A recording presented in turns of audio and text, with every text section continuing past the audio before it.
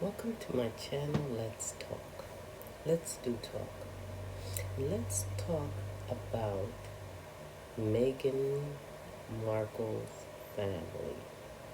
The fact that uh, her sister wants to sue her. Her father is calling her spouse Ginger, and he looks very much white. Um, it's seriously problematic. And see, sometimes that's the problem when you have family members who are really not family members per se. It's more than just blood that makes you family members. You have to have a relationship, healthy, positive relationship, and the things that they want for themselves, they want for you. So you can't have a family member who wants to sue you the minute you um, accomplish some success in your life. The minute you gain fame and they are unknown to the world, that's wrong. It seemed to be steeped in jealousy. And jealousy is very, very ugly and wicked, especially when people want what you have or don't want you to have it because they don't have it.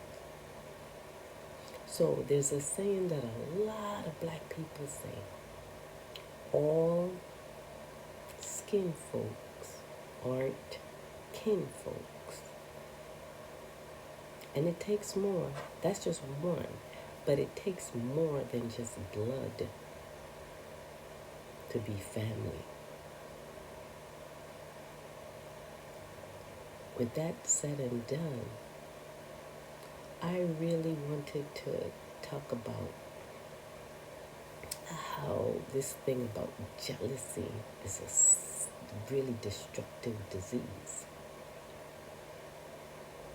Now, the whole idea about, I believe his name is Carl Crawford, continuously arguing and going back and forth with Megan the Stallion. Now, Megan is the artist. He's supposed to be a producer. I would like to think he is more like an executive, but he's behaving more or less like an entry level employee.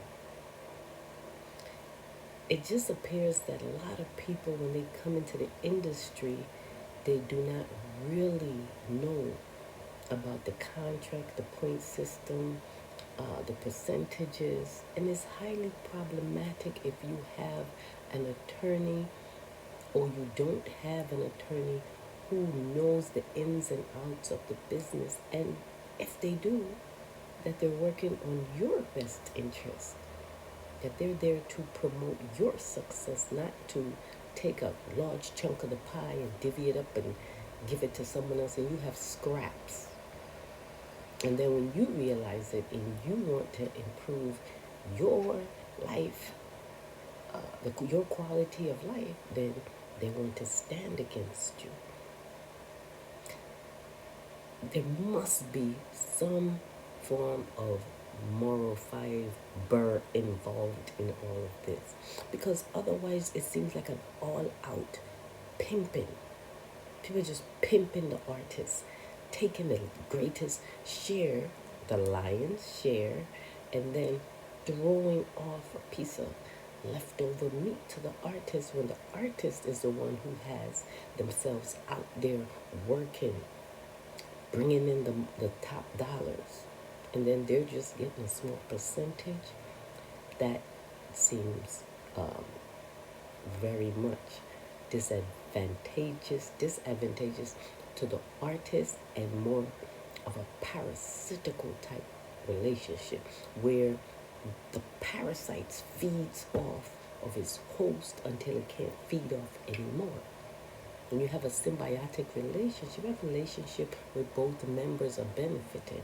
However, the contract that many artists find themselves in with given to this company and that's too much cutting up of your um, sweat equity that then converts into money that is being given to other people.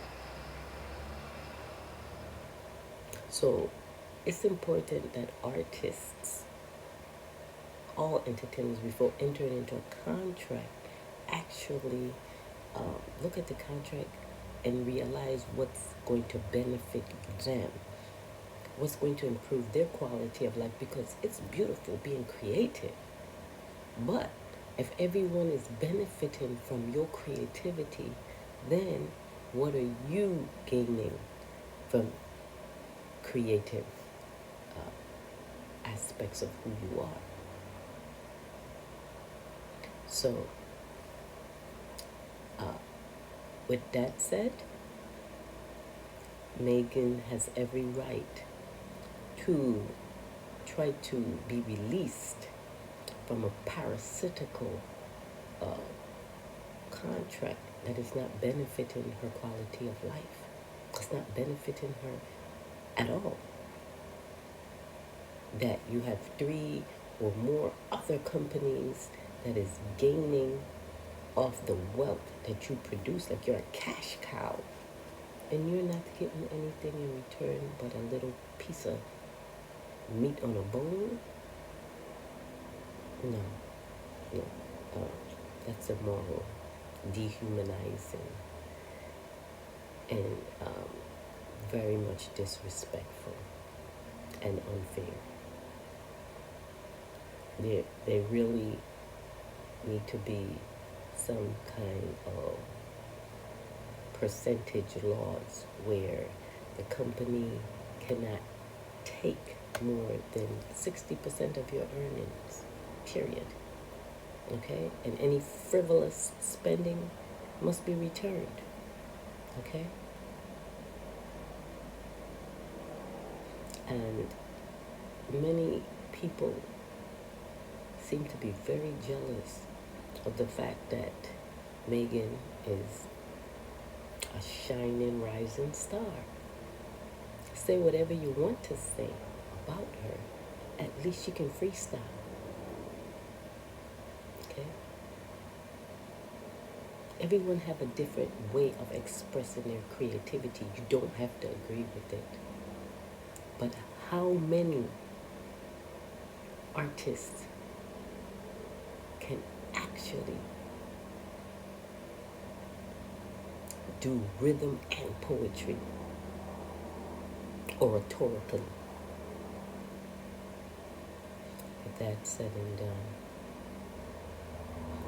I wish all artists who are creating from their heart and soul a great quality of life. Peace and blessings.